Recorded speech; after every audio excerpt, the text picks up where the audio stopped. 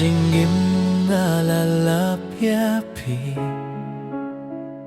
Hakapor bangaladu jingkermen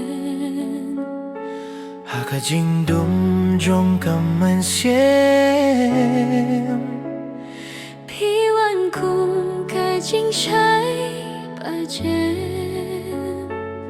Ngalayit bun kilin ti marwe ngalamat si bun ki jing pangnut Henry minta bab hidon hasinda Kamin siem ka shem ka jing so Ngapit hakik majong fi nga iyo hiya kalawe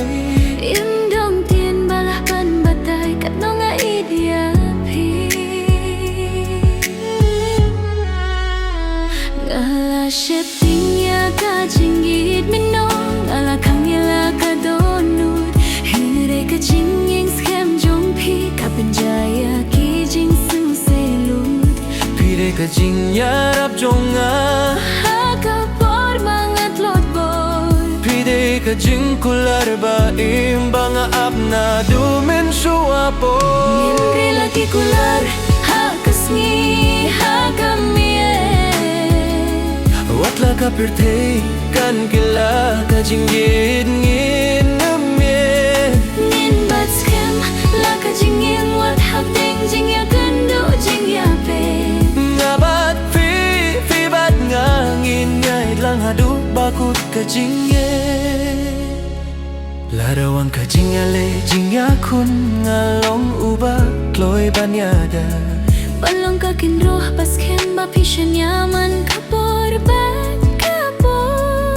Imdon jingya ro banga kwa tang ka jingyo panlong jong fi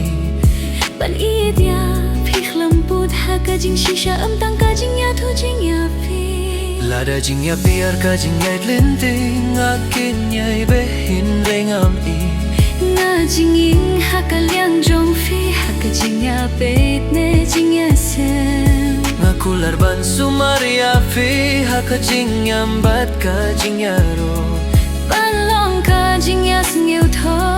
haka jing jopat ka jing du Ngindri laki kular kung ka jingya so jong ka donut Ka jing ji jong i kane wat lada ka por ka yait peit ba Imdon bor ban pin prayangi Imdon tien ban pin jgai Nabat pi haduh ka bakut ka jing ye kan imwai Lada shi sien ngalabak la Ngarungan ngutu Ngin bendam hin re ngin im e Ka jingyet kalong ka jingyale bat ka jing shisha Ngin re